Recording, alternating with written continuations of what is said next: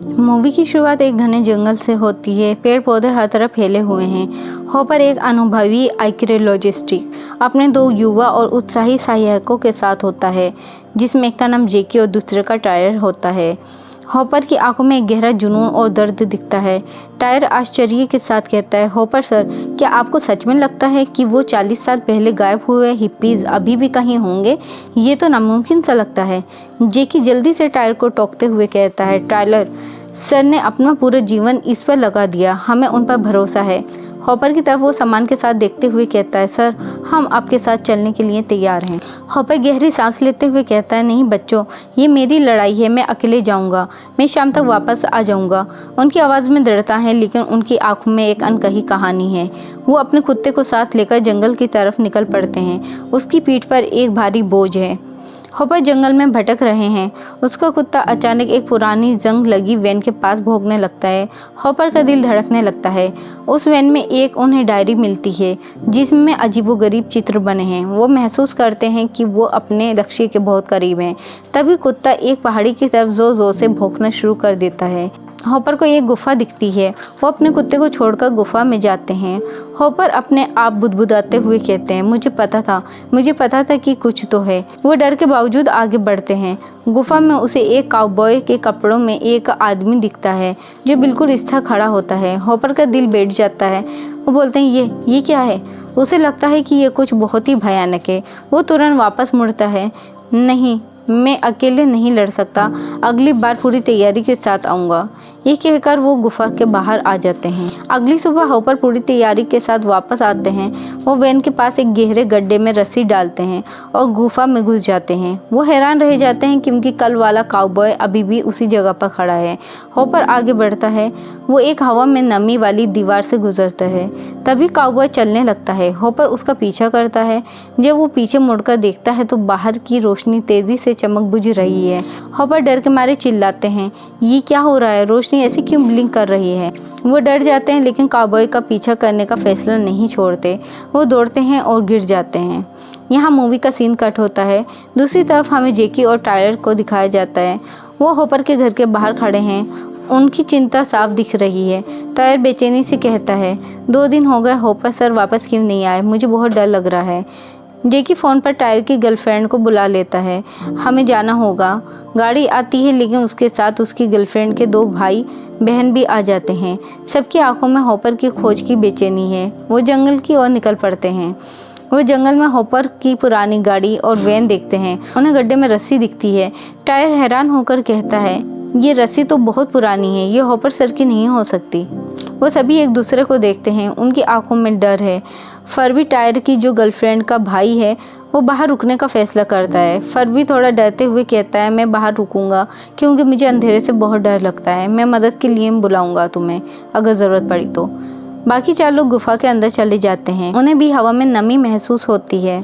यहाँ फिर से मूवी का सीन कट होता है और हमें दोबारा से हॉपर को दिखाया जाता है, जो अभी भी काउबॉय का पीछा कर रहा था। तभी उसे एक चीख सुनाई देती है। वह डरकर गुफा से बाहर भागता है।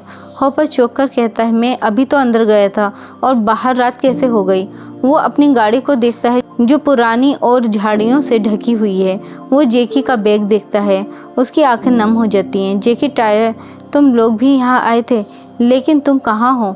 उसका दिल टूट जाता है। उसे समझ नहीं आता कि क्या हो रहा है। जैकी और टायर अपने साथियों के साथ आगे बढ़ रहे हैं। उन्हें फरबी की चीख सुनाई देती है। वो वापस मुड़ते हैं। जैकी रस्सी से ऊपर चढ़ने की कोशिश करता है, लेकिन रस्सी टूट जाती है। वो फरबी पर शक करता है। जैकी गुस्से में कहता है, उसने रस्सी काट दी होगी। ये मजाक नहीं है फरबी। वो रेडियो पर फरबी से बात करते हैं, लेकिन उसकी आवाज़ में एक अजीब सी घबराहट है। वो उल्टा उनसे मदद मांग रहा है। वो आगे बढ़ते हैं और फरबी को मरा हुआ पाते हैं। वो दुखी होते हैं और बहुत डर जाते हैं। टायर हिचकियों के साथ कहता है, फरबी, वो अंदर क्यों नहीं गया? उसे अंधेरे से इतना डर लगता था। वो फरबी की वीडियो रिकॉर्डिंग देखते हैं। वीडियो में फरबी बहुत कमज़ोर दिखता है। वो कहता है कि मैं भूख से मर रहा हूँ। तभी एक अजीब आदमी उसे आकर मार डालता है। उनकी आंखों में सदमा और डर है। जैकी कांपते हुए कहता है, ये क्या है? क्या ये कोई राक्षस है? टायर की गर्लफ्रेंड ऊपर जाती है ताकि रस्सी फेंक सके। वो बाहर आती है और हैरान रह जाती है। जंगल की जगह सिर्फ चट्टानें हैं और आसमान में एक विशाल त्रिकोणीय स्पेसशिप है।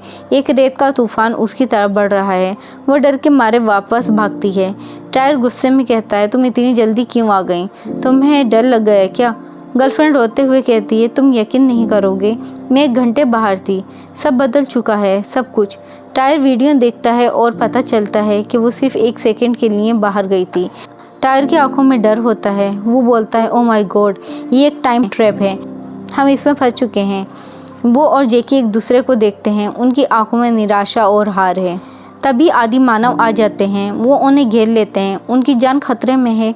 तभी एक विशाल सीढ़ी नीचे आती है और उससे एक लंबा आदमी आता है। आदि मानव उस पर हमला करता है, लेकिन वो उन्हें अपने गैजेट से बेहोश कर देता है।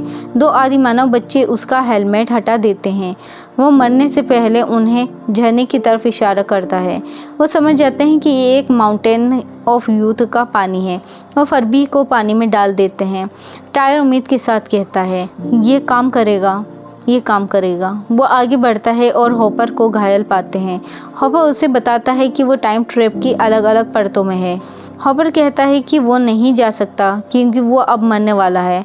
टायर उदास होकर वापस आ जाता है। आदि मानव बच्चे अपने परिवार को पानी से जिंदा कर देते हैं। टायर की गर्लफ्रेंड गैजेट का बटन दबाती है। सीढ़ी वापस आ जाती है। वो ऊपर चढ़ने लगती है। उसकी गर्लफ्रेंड ऊपर जाती है और 2 अजीब हाथ उसे खींच लेते हैं। बाकी सब नीचे गिर जाते हैं। अचानक टायर की गर्लफ्रेंड पानी से बाहर आती है। वो बदल चुकी है। वो सभी को ऊपर खींचती है। वो हॉपर के परिवार को भी खींच लेती है। हॉपर उन्हें देखता है। वो हैरान रह जाता है। उसकी माँ और बहन अभी भी जवान है, जबकि वो बूढ़ा हो चुका है। हॉपर की आंखों में खुशी और दर्द दोनों हैं। हॉपर हैरानी से कहता है, माँ बहन, तुम लोग अभी भी? वो अपने परिवार को गले लगाता है। उसे पता चलता है कि वो सब एक स्पेस स्टेशन में हैं और पृथ्वी अब रहने लायक नहीं बची है। अब यहीं पर उन लोगों को अपना जीवन बाकी का बिताना होगा और उनकी आंखों में एक नई शुरुआत की आशा और पुरानी दुनिया को खोने का दर्द होता है। और यहीं पर मूवी की एंड हो जाती है। तो दोस्तों, आपको ये मूवी कैसी लगी हमें कमेंट करके ज़रूर बताएं और मूवी अच्छी लगी है तो वीडियो को